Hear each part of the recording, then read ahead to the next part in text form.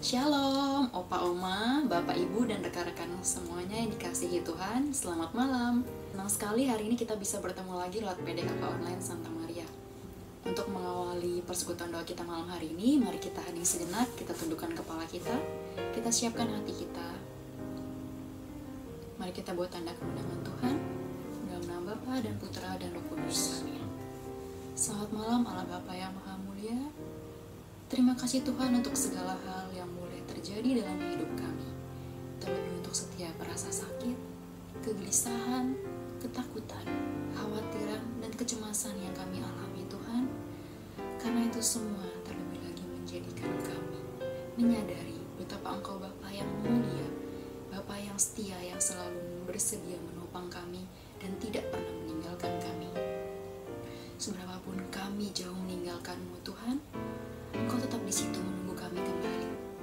Seberapapun kami jatuh ke dalam dosa, tangan-Mu tetap terulur mengangkat kami kembali. Terima kasih Tuhan, karena Engkau menjadi Bapa yang setia bagi kami.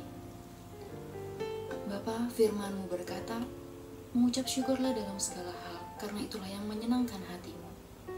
Ini kami Tuhan, anak-anak-Mu, datang membawa segala rasa syukur kami kepadamu. Karena dengan apa Tuhan, kami dapat membalas segala kasih dan cinta-Mu, selain dengan hati yang bersyukur.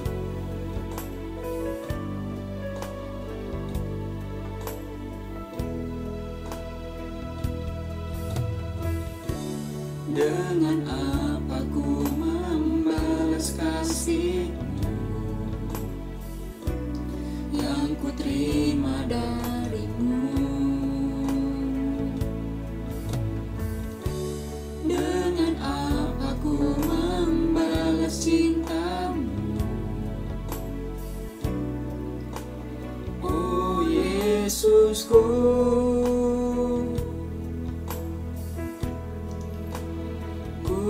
mau selalu bersyukur, selalu bersyukur.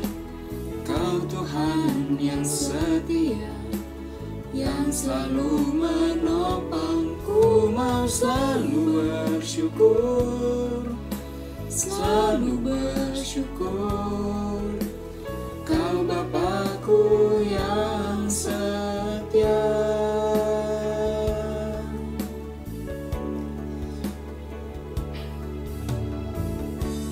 Dengan apa ku membalas kasih-Mu yang ku terima dari-Mu? Dengan apa ku membalas cinta-Mu? Oh Yesusku,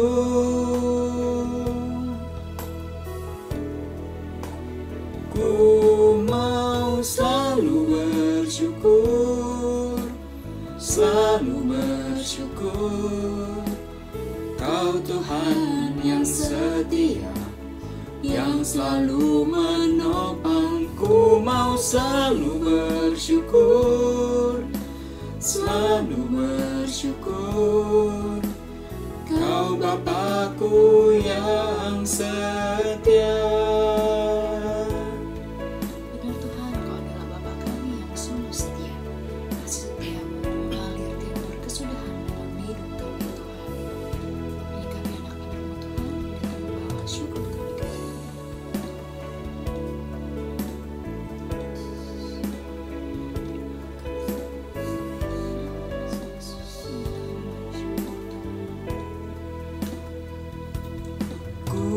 Selalu bersyukur, selalu bersyukur.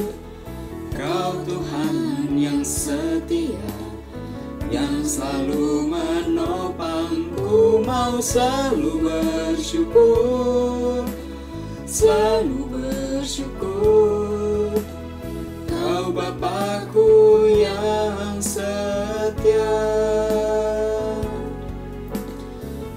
Bapakku yang setia, Kau Bapakku yang setia.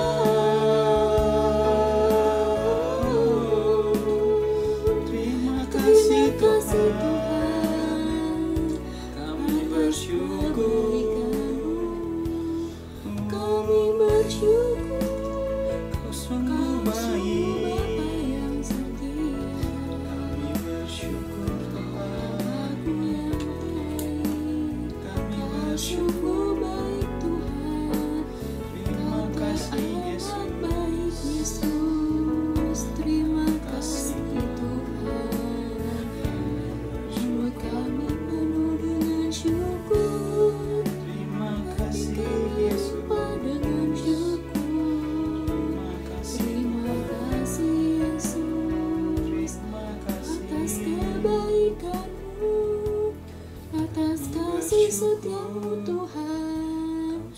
Kau setia menopang setiap langkah hidup kami Tuhan. Kami bersyukur Yesus. Sungguh kami bersyukur Tuhan atas segala berkat-berkat-Mu. Terima kasih Tuhan Yesus. Saat ini kami mau lebih dalam lagi Tuhan, untuk memuji-Mu, untuk menyembah-Mu. Kami mau berseru, Engkaulah satu-satunya penyelamat kami, Engkaulah kekuatan kami, Engkaulah gunung batu kami Tuhan. Ya Tuhan, kami mau naikkan pujian penyembahan kami Tuhan.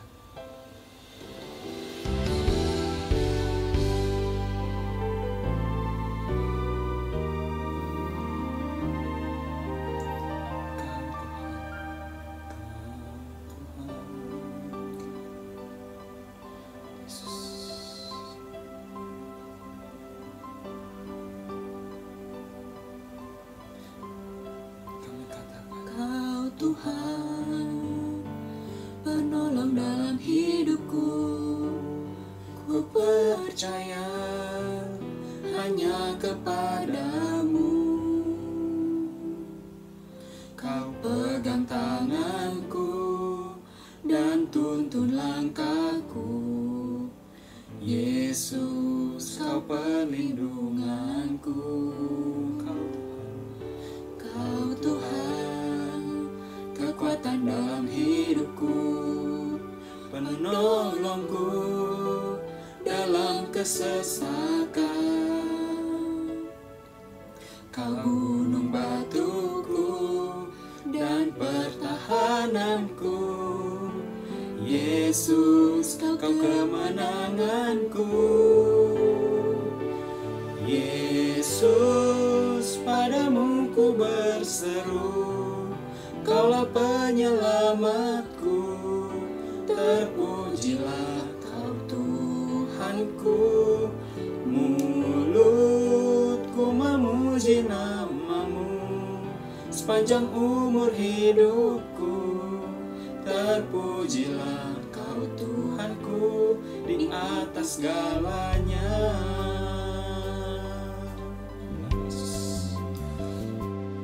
Kau Tuhan, kekuatan dalam hidupku, penolongku dalam kesesakan.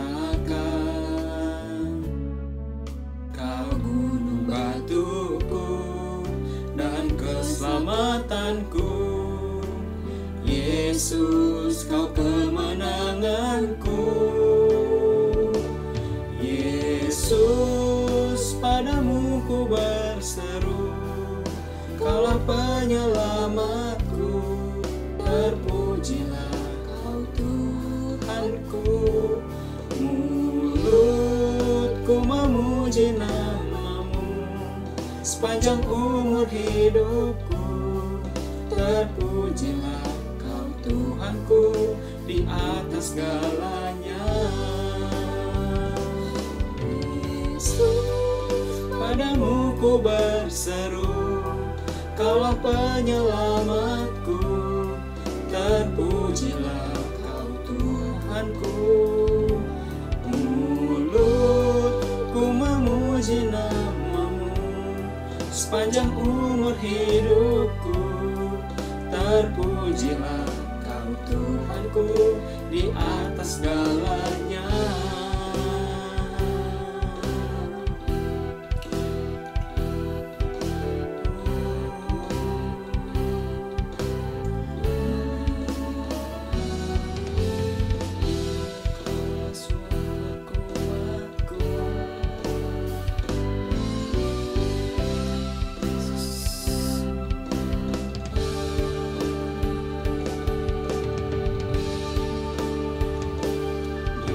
Yesus, padamu ku berseru, Kaulah penyelamatku.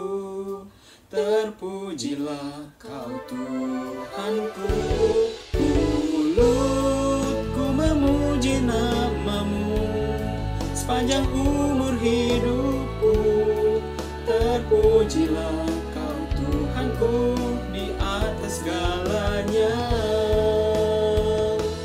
Mulutku memuji nama-Mu sepanjang umur hidupku.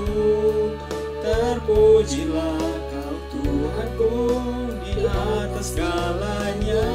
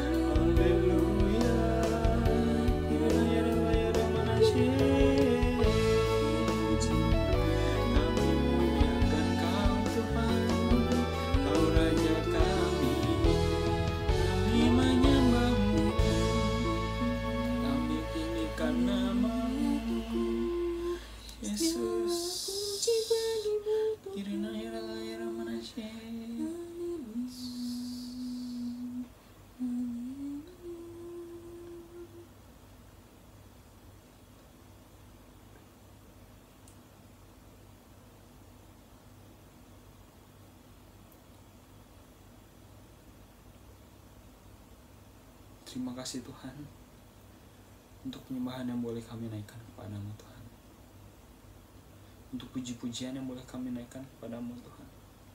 Terima kasih Tuhan. Saat ini Tuhan, kami membuka hati dan pikiran kami untuk mendengarkan firman yang akan Kau sampaikan melalui Bapak Dodo. Biarlah firman yang Kau sampaikan ini sungguh menjadi rema dalam hidup kami. Terima kasih ya Tuhan. Amin.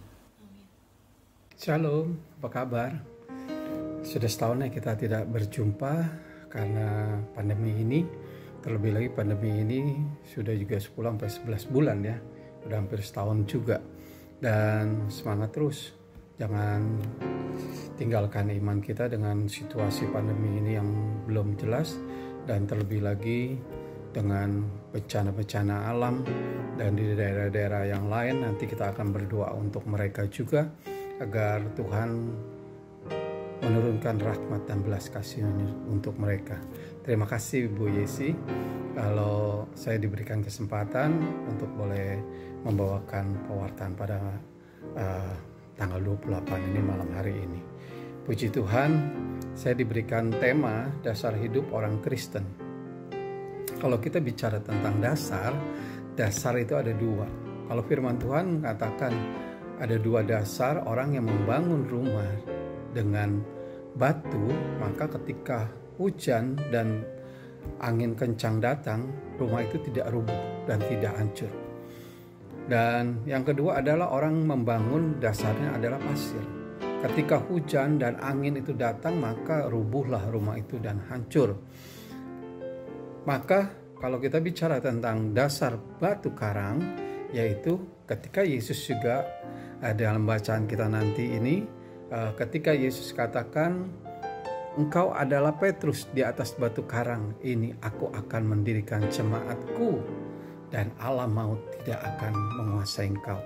Dan kita kalau kita bangun iman kita di dalam Yesus Kristus, maka segala persoalan permasalahan yang boleh kita ada dan kita hadapi, kita alami, tapi kita tidak pernah takut karena kita bangun iman kita dasarnya adalah di dalam Yesus Kristus yang sudah mati dan menebus dosa kita, dan Dia sudah menunjukkan 2000 tahun yang lalu di Gunung Golgota. Amin. Tapi kalau orang yang membangun di atas pasir, yaitu orang yang membangun di dalam dunia dengan kesombongan, kekuatan, kepintarannya, maka dia merasa dia mampu untuk membangun dunianya sendiri dan dengan kehebatannya, tapi sesungguhnya mereka tidak kekal. Maka itu ada waktunya itu akan kembali ke dalam nolnya lagi dan kembali menjadi sesuatu yang tidak punya arti. Tapi kalau kita dibangun di atas Yesus, maka kita boleh menjadi berkat. Kita boleh menjadi orang yang beriman, orang yang dewasa, dan orang yang selalu memberkati. Amin. Mari kita masuk ke dalam pembacaan firman Tuhan pada malam hari ini. Pembacaan firman Tuhan diambil dari Injil Matius bab 16 ayat 13 sampai 20. Teman-teman nanti di rumah ikut baca ya, ketika saya membacakan Injil pada malam hari ini. Judul perikopnya pengakuan Petrus.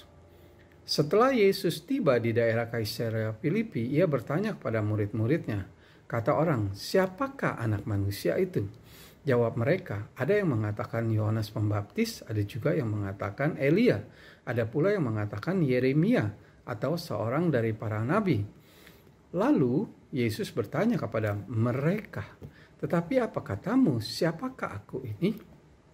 Maka jawab Simon Petrus, engkau adalah Mesias, anak Allah yang hidup. Kata Yesus kepadanya, berbahagialah engkau Simon bin Yunus, sebab bukan manusia yang menyatakan itu kepadamu, melainkan Bapakku di surga. Dan aku pun berkata kepadamu, engkau adalah Petrus, di atas batu karang ini, aku akan mendirikan jemaatku, dan alam maut tidak akan menguasainya. Kepadamu akan kuberikan kunci kerajaan surga. Apa yang kau ikat di dunia ini akan terikat di surga. Dan apa yang kau lepas di dunia ini akan terlepas di surga.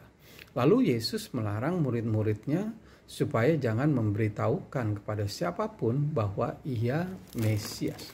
Demikianlah Injil Tuhan, terpujilah Kristus. Di dalam bacaan ini yang menarik ketika Yesus bertanya kepada murid-muridnya.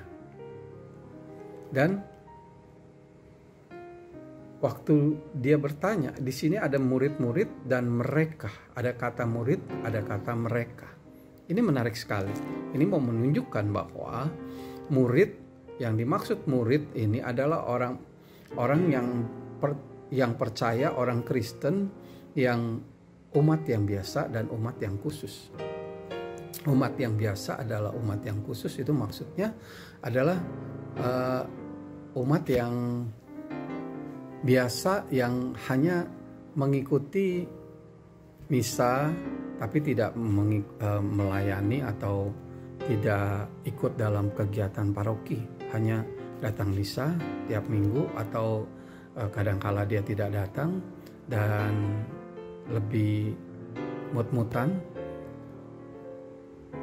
Dan ada juga orang yang lebih khusus, yaitu orang yang lebih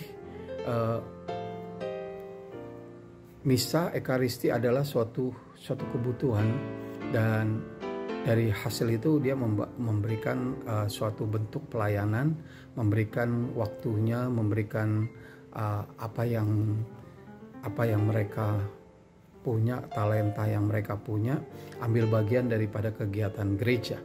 Dan itu murid-murid. Tapi mereka di sini, siapa mereka? Yaitu para rasul. Yang dimaksud di sini ada para rasul. Dan kalau sekarang ini, yaitu adalah para santo, santah, dan biarawan, terus paus, uskup, dan para romo yang hidupnya memang diberikan untuk Tuhan dan untuk melayani umatnya. Dan ini adalah yang berbeda. Tapi ketika Tuhan bertanya kepada murid-muridnya, kata orang, siapakah anak manusia itu? Jawab mereka adalah mengatakan, ada yang jawab Yohanes Pembaptis, ada juga yang mengatakan Elia, ada yang mengatakan juga Nabi Yeremia dan nabi-nabi yang lain. Kenapa dia katakan itu? Karena mereka tidak mengenal siapa Yesus itu lebih dalam lagi.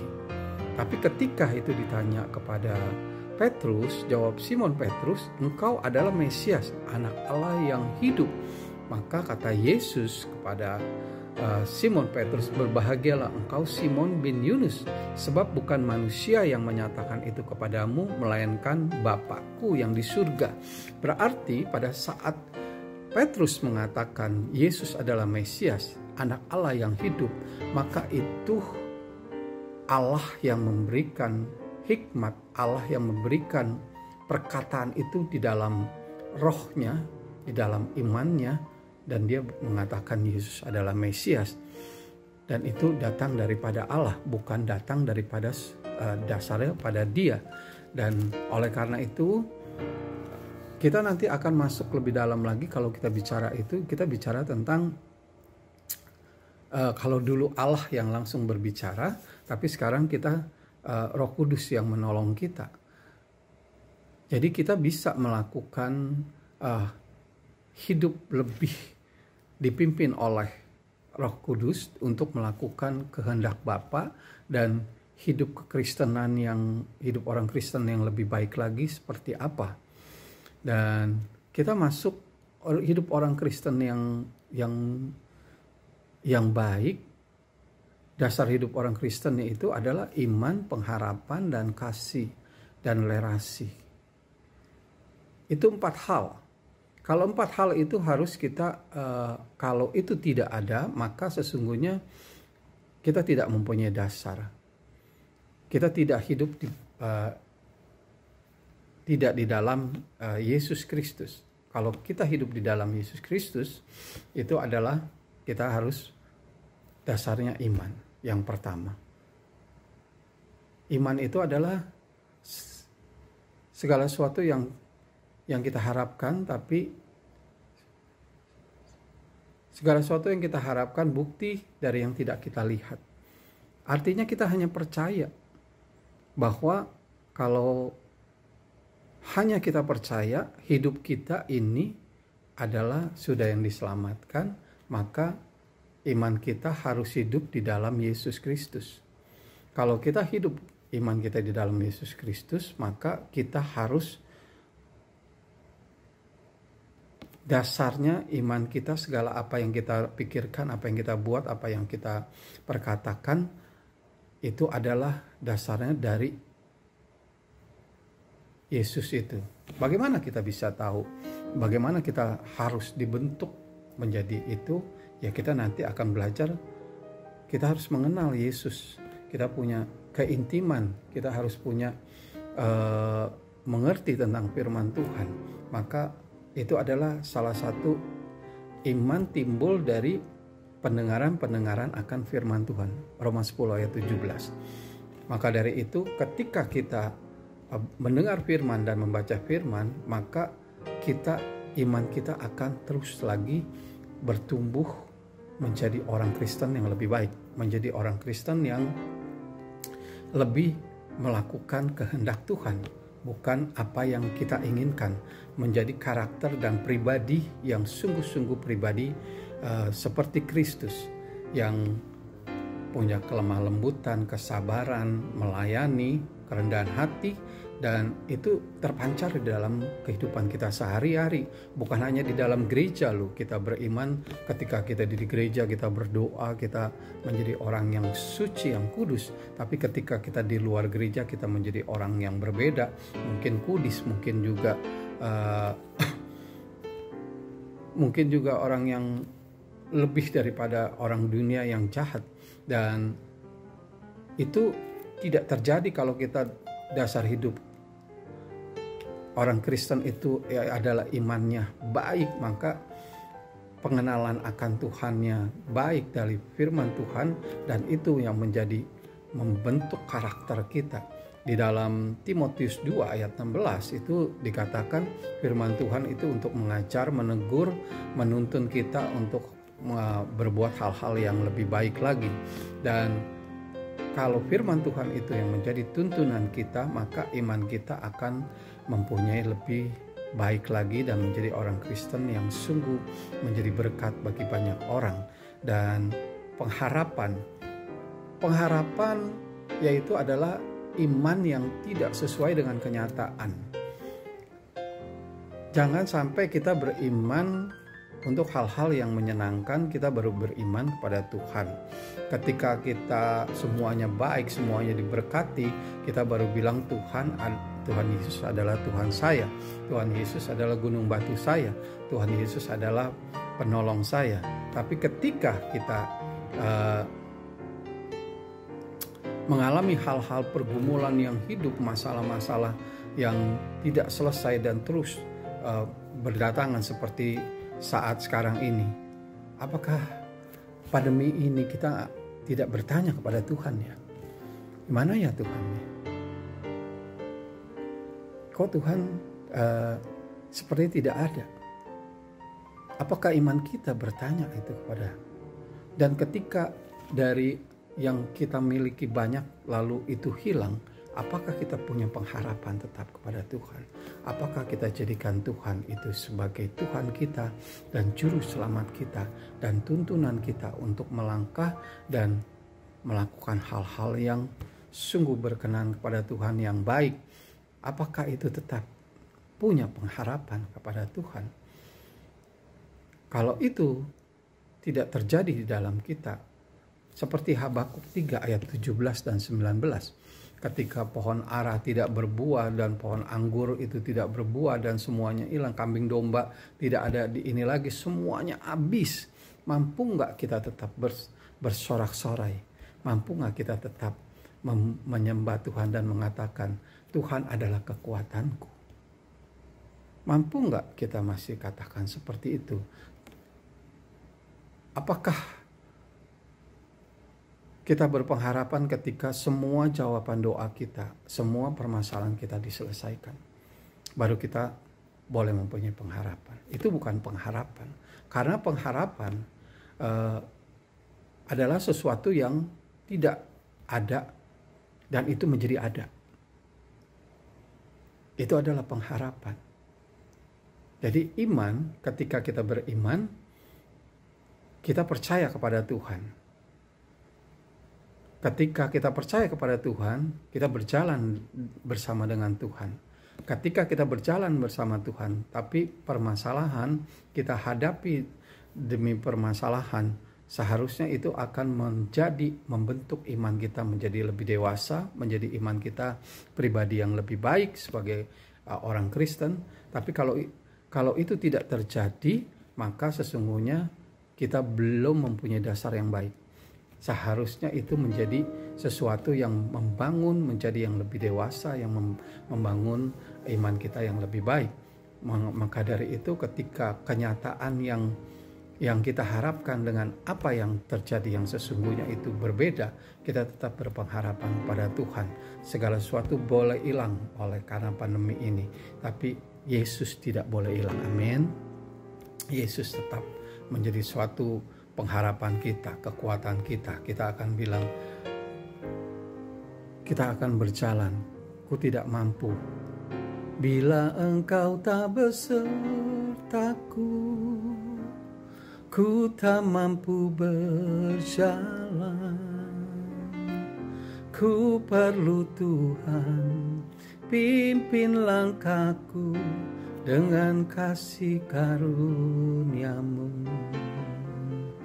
Pimpin langkahku setiap waktu, berjalan dalam Roh-Mu.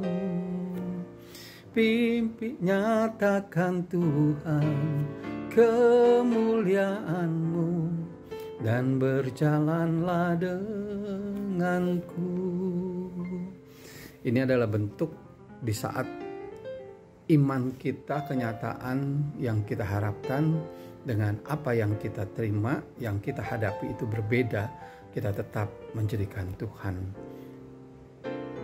Karena kalau Tuhan tidak memimpin kita tidak akan mampu bisa melewati segala persoalan-persoalan hidup kita. Amin. Dan yang ketiga adalah mengasihi. Karena 1 Korintus 10 ayat 13 yang paling besar adalah kasih. Karena 1 Korintus 10 ayat 13 yang tinggal adalah iman, pengharapan, dan kasih. Yang paling besar adalah kasih itu sendiri. Kasih 1 Yohanes 4 ayat 7-10 mengatakan Allah adalah kasih. Kalau Allah adalah kasih, maka kita adalah orang-orang yang dikasihi oleh Tuhan. Maka dari itu Allah lebih dulu mengasihi kita dengan Dia mau datang ke dunia sebagai Allah, tapi Dia mau menanggung semua segala dosa dan kesalahan kita di kayu salib. itulah yang dikatakan Allah mengasihi lebih dulu. Dia menebus segala dosa kita supaya kita menjadi orang yang diselamatkan. Oleh karena itu Tuhan ingin kita mengasihi. Bagaimana cara untuk bisa mengasihi orang lain? Ya, kita harus nyadar kalau kita berasal daripada Allah dan mengenal Allah. Tanpa kita sadar kalau kita berasal dari Allah, kita tidak akan bisa mengasihi orang lain. Seperti Lukas 6 ayat 32. Aku mengasihi, ya, Lukas 6 ayat 32, kita coba ya baca ya. Lukas 6 ayat 32. Aku mengasihi orang dan orang, ayat 30. Jika kamu mengasihi orang yang mengasihi kamu, apakah jasamu?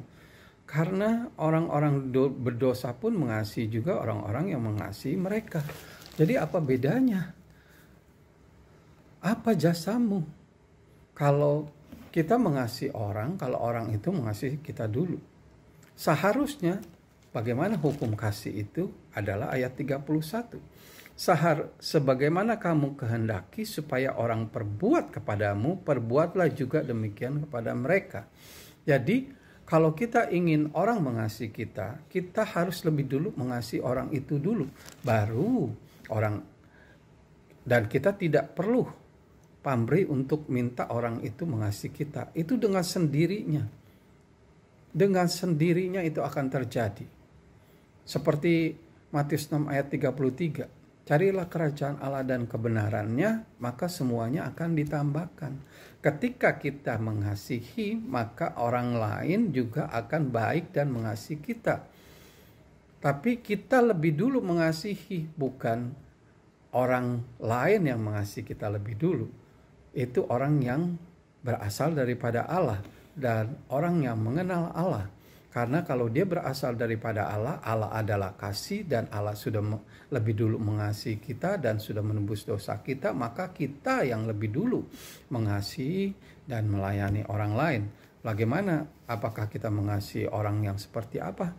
Yaitu kita mengasihi orang yang bukan orang yang mengasihi kita lebih dulu, tapi orang yang menyakitkan kita, orang yang membuat kita kecewa, membuat kita marah. Nah, itulah yang harus kita kasihi lebih dulu. Dan kalau kita diperlakukan seperti itu, dan kalau kita tidak suka, maka yang kita tunjukkan apa yang kita maksud, apa yang kita mau, maka kita katakan dan kita sampaikan dengan komunikasi yang baik, maka orang itu akan mengerti. Maka apa yang kita inginkan orang itu perbuat untuk kita, maka itu akan terjadi. Dan itu adalah bagaimana kita lebih dulu mengasihi orang itu. Lukas 36 ayat 31. Maka itu akan terjadi. Jangan katakan kalau kita mengasihi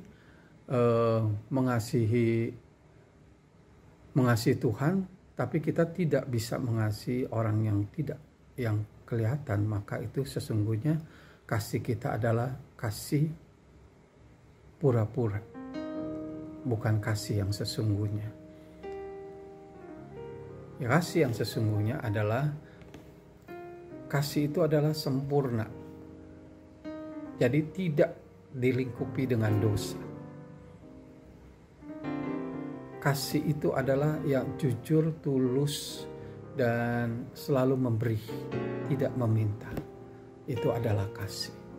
Jadi kalau kita punya iman, punya pengharapan, punya kasih, dan kita punya relasi yang intim dengan Tuhan, maka yang kita bangun untuk dasar hidup orang Kristen yang menjadi dasar hidup orang Kristen yang baik, maka kita harus doa rutin yang setiap hari, dan bukan hanya doa makan.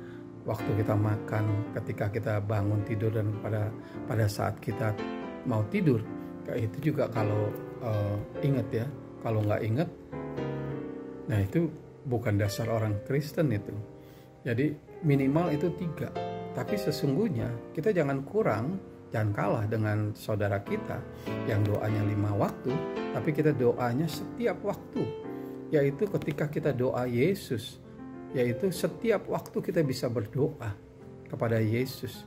Dan setiap waktu Yesus akan kita bisa hadirkan, kita bisa rasakan kalau Yesus bersama dengan kita, kalau Yesus tahu keberadaan kita. Dan untuk mengenal lebih dalam lagi firman Tuhan dan doa syafaat, puasa dan melayani, maka itu akan membangun kita menjadi orang Kristen yang menjadi lebih baik lagi. Saya mau membahas sedikit tentang Markus 6 ayat 45. Di sini Markus 6, Yesus berjalan di atas air. Ini mau menunjukkan iman, pengharapan, dan kasih, juga relasi keintiman kita mengenal Tuhan baik atau tidak. Saya bacakan ya. Yesus berjalan di atas air, Markus 6 ayat 45 sampai 52. Sesudah itu Yesus segera memerintahkan murid-muridnya naik ke perahu dan berangkat lebih dulu ke seberang ke Betseda, sementara itu ia menyuruh orang banyak pulang.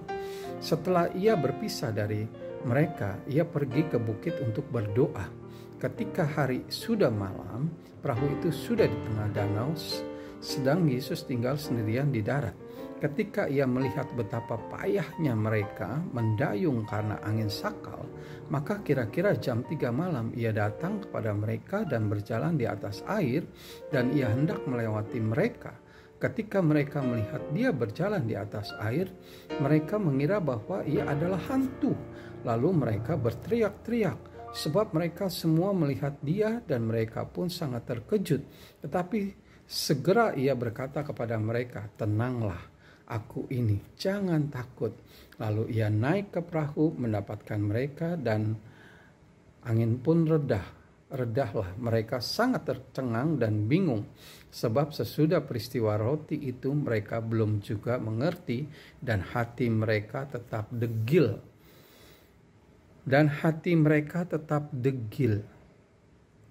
Kenapa dikatakan itu? Sebelum bacaan ini, yaitu tentang Yesus memberi makan 5.000 orang. Yesus ketika memberi makan 5.000 orang dengan 5 roti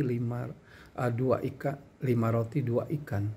Tapi bisa berikan itu, berarti ketika mereka berkumpul, mereka sudah mendapatkan pengajaran tentang kerajaan Allah, tentang kebenaran, bagaimana hidup sebagai kerajaan Allah. Kerajaan Allah itu bukan soal makan dan pakaian, tapi kerajaan Allah itu tentang kebenaran, sukacita, dan oleh karena Roh Kudus itu adalah kerajaan Allah.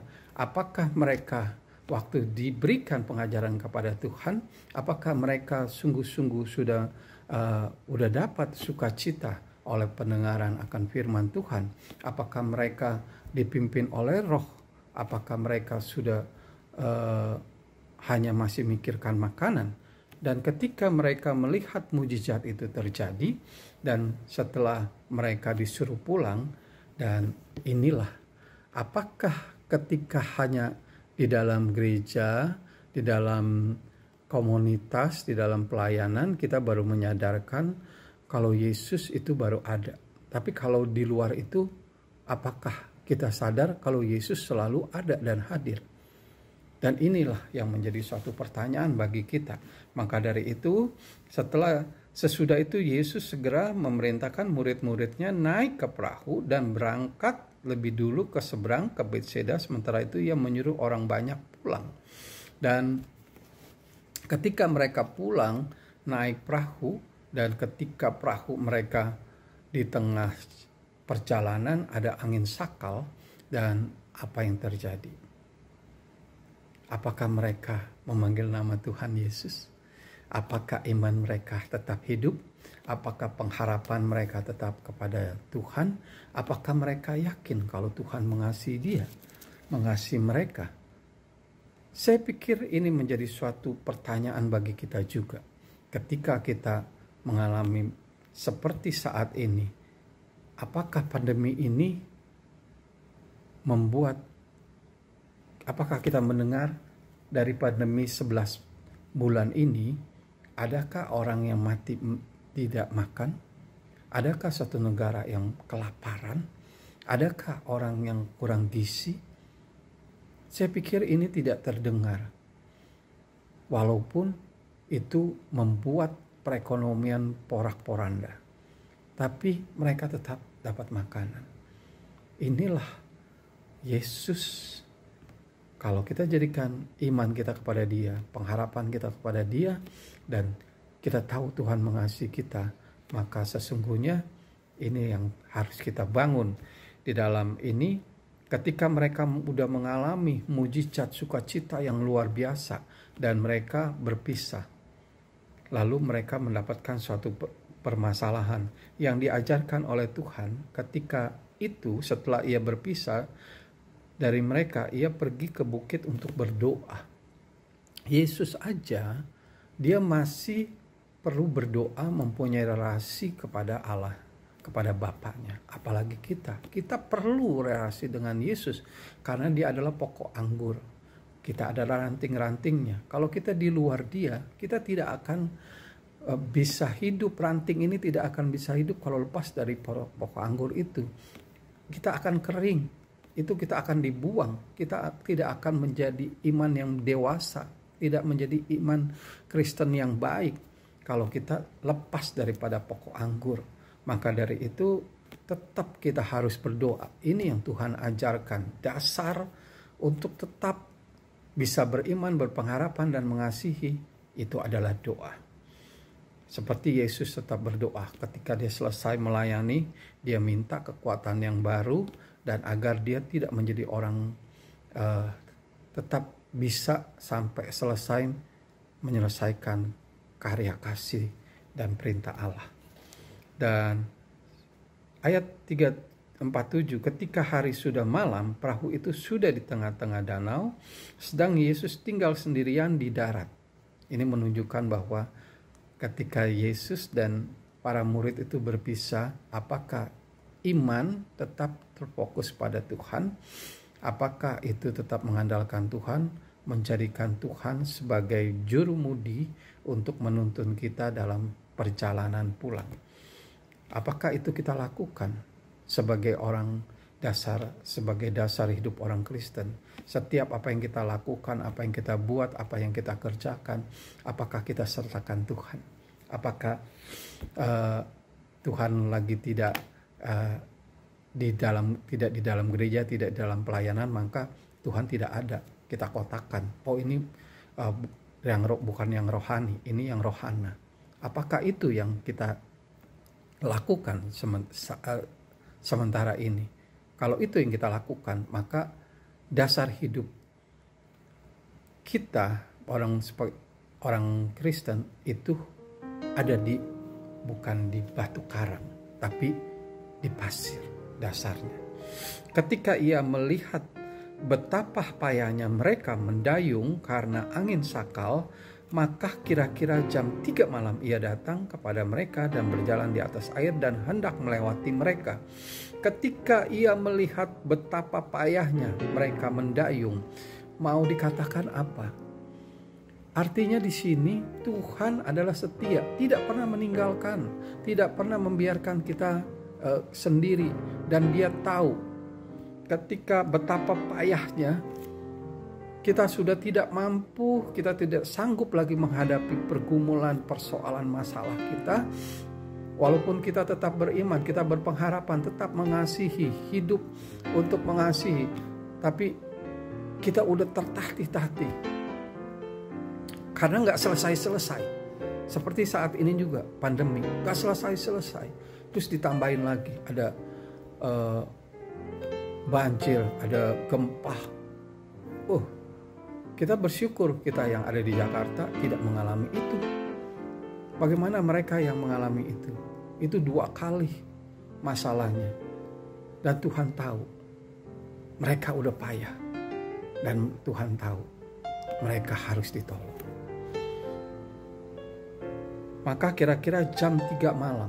Jam 3 malam bicara tentang orang yang lagi tidur, orang yang udah istirahat. Tuhan kita tidak pernah istirahat 24 jam. Kita bisa panggil dia. Kita bisa calling dia. Kita bisa minta tolong kepada dia. Ini mau menunjukkan Yesus yang setia 24 jam menjaga kita, memelihara kita. Sadar nggak itu kita?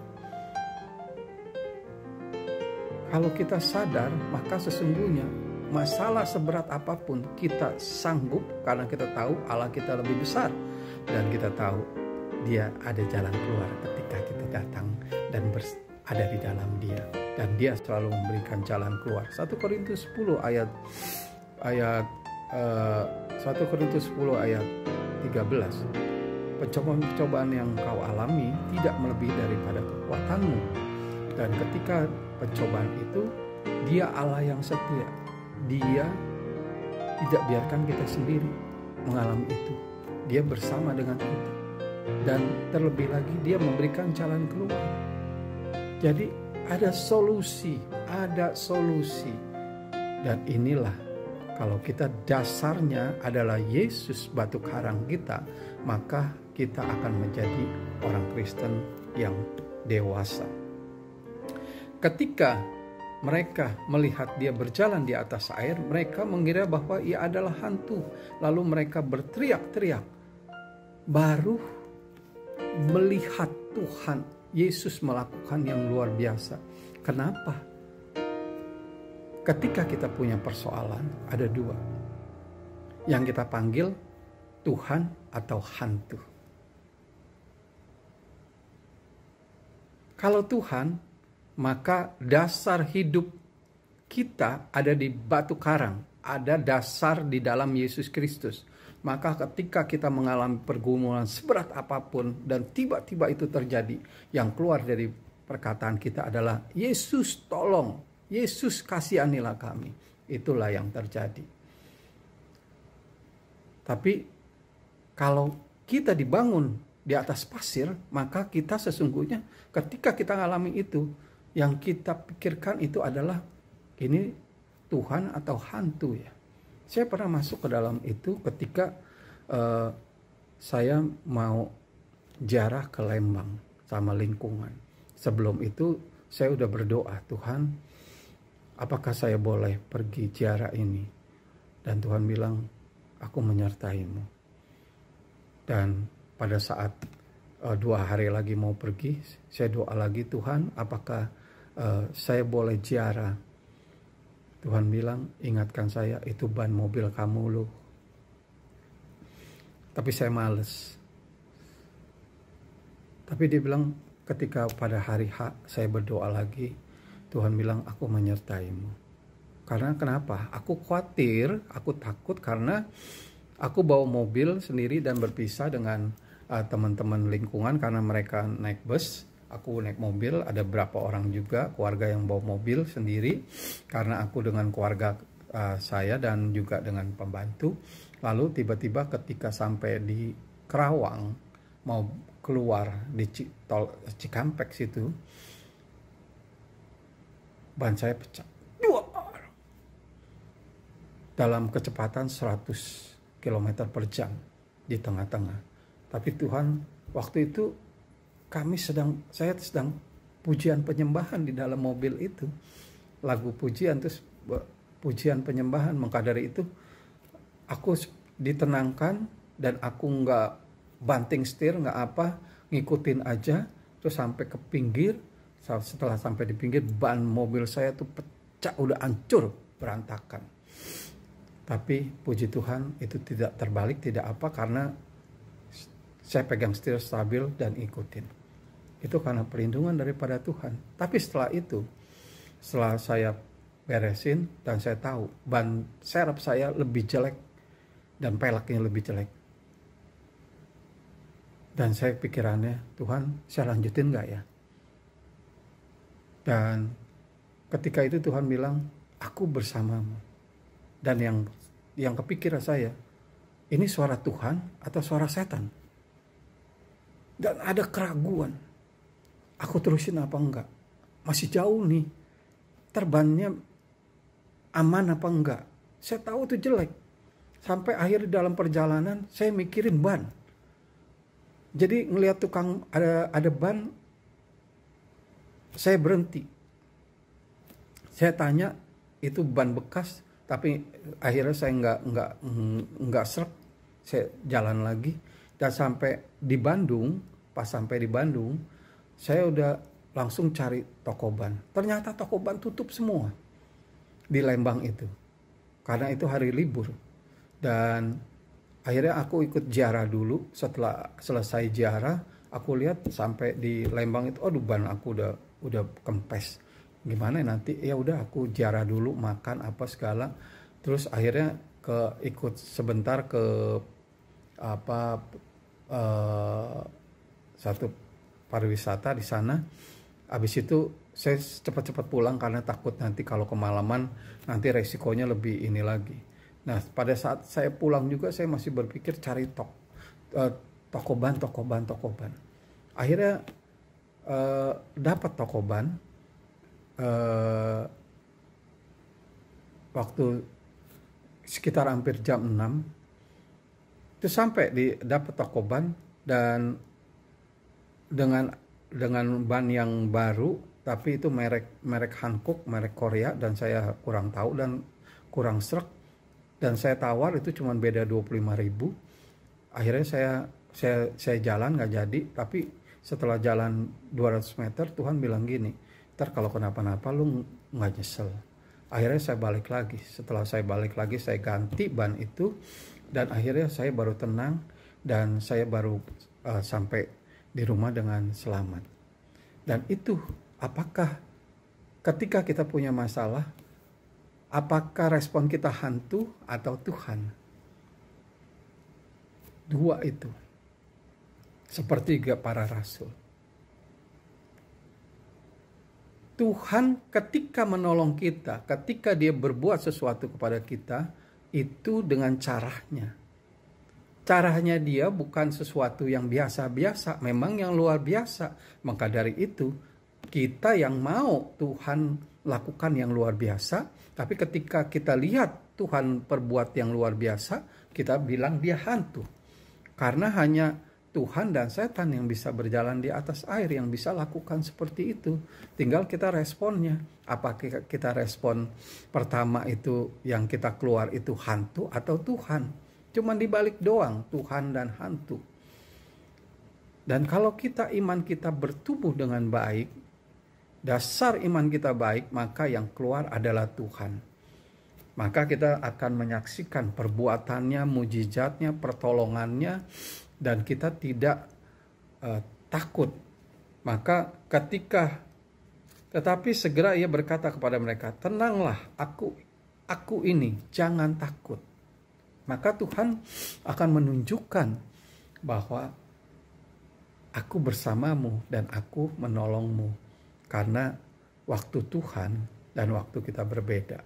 Dan waktunya Tuhan, dia tahu saatnya, seperti dia katakan, betapa payahnya. Tuhan udah tahu apa yang akan terjadi di dalam kehidupan kita. Apa yang terjadi akan dunia ini.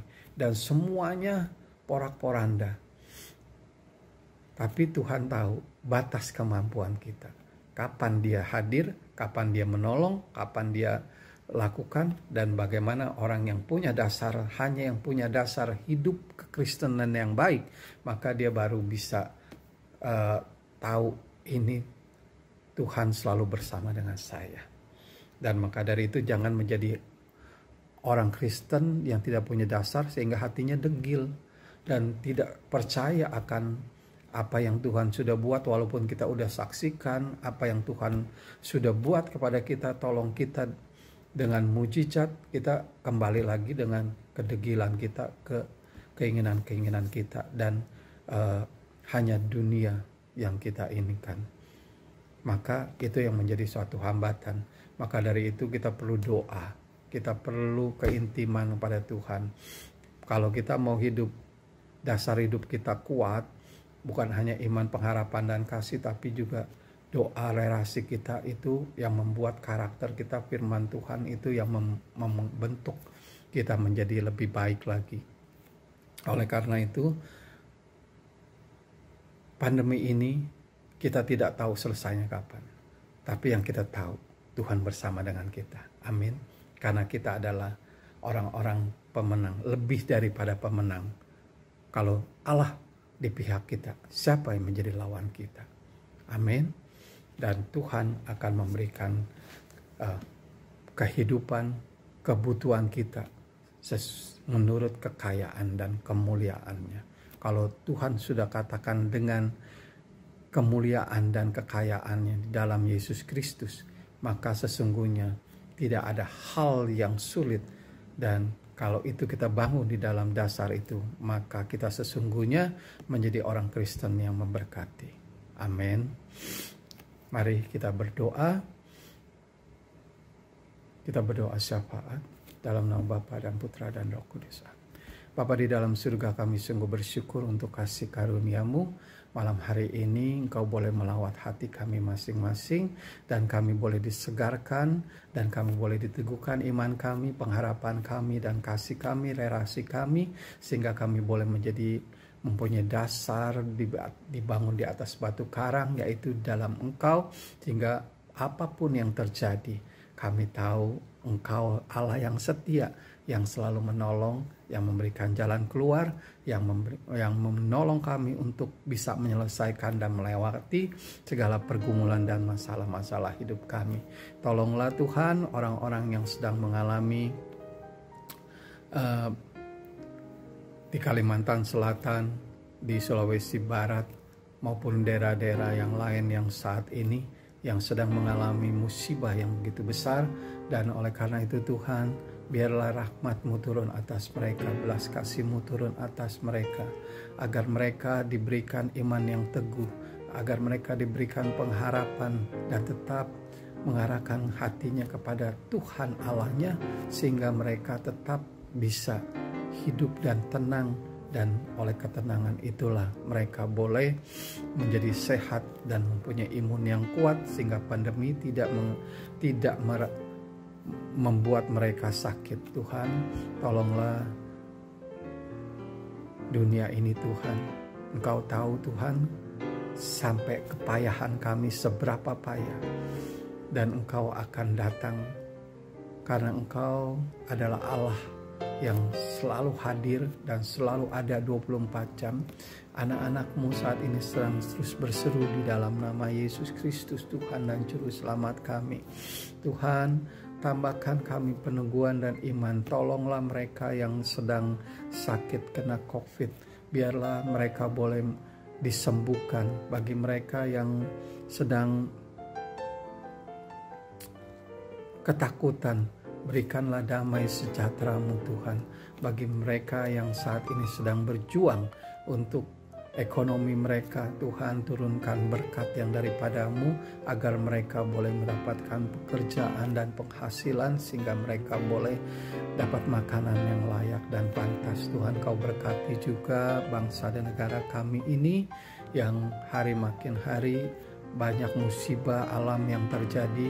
Tuhan, Engkau tahu kekuatan kami, dan kami percaya Engkau akan hadir pada saat kami membutuhkan pertolongan daripada-Mu Tuhan. Karuniakan rahmat bagi presiden kami, dan agar presiden kami boleh diberikan hikmat, sehingga mereka boleh mengerjakan apa yang terbaik untuk menyelesaikan bagi masyarakatnya, sehingga COVID ini tidak lebih besar lagi, dan perekonomian boleh bangkit lagi.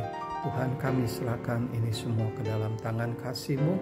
Biarlah hanya Engkaulah Tuhan dan Juru Selamat kami, dan yang menjadi kekuatan kami untuk menghadapi hari-hari yang akan datang ini.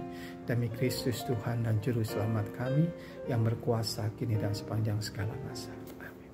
Dalam nama Bapa dan Putra dan Roh Kudus. Amin. Semoga ini boleh menjadi berkat bagi teman-teman semua.